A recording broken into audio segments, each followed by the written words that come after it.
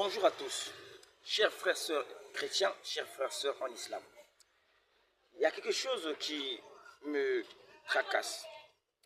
Je suis en train de voir partout les chrétiens font leur évangile, les musulmans aussi font leur évangile. Mais ce dont les musulmans cherchent toujours à être supérieurs. Mais si je vois très bien que, en revenant par les Écritures, on verra que notre grand-père à tous, Abraham, a dû engendrer Ismaël et Isaac. Et ce sont tous les deux fils de notre grand-père, qui sont nos aînés. Mais quelque chose qui me tracasse l'esprit, c'est que les musulmans cherchent toujours à être au-dessus des chrétiens. Or que c'est ça.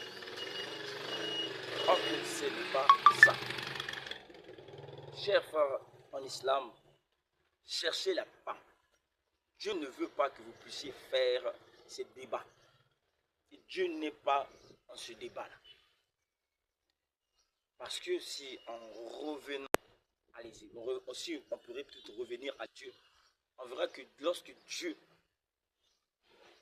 disait à Abraham que je vais te donner un fils, mais en ce moment, Abraham avait eu déjà un fils avec la servante de sa femme. Vous allez comprendre que Dieu lui a dit que, lorsque Abraham a posé la question à Dieu, mais comment je veux faire de Ismaël? Dieu dit à Abraham que derrière cet enfant, il y aura une prospérité. Qu'ils vont sortir. Donc, après Ismaël, il y a eu une prospérité qu'aujourd'hui, on a les musulmans de ce monde entier. Dans ce monde entier.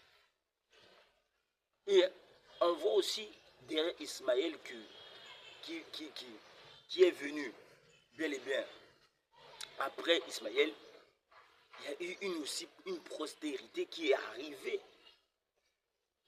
Ne cherchez pas vraiment à faire des débats qui sont inutiles. Et ces débats vont nous amener nulle part. Ne pas chercher à être plus grand. Les gens qui cherchent à être plus grands que les autres, ce sont en vérité les gens qui redeviennent les plus bas.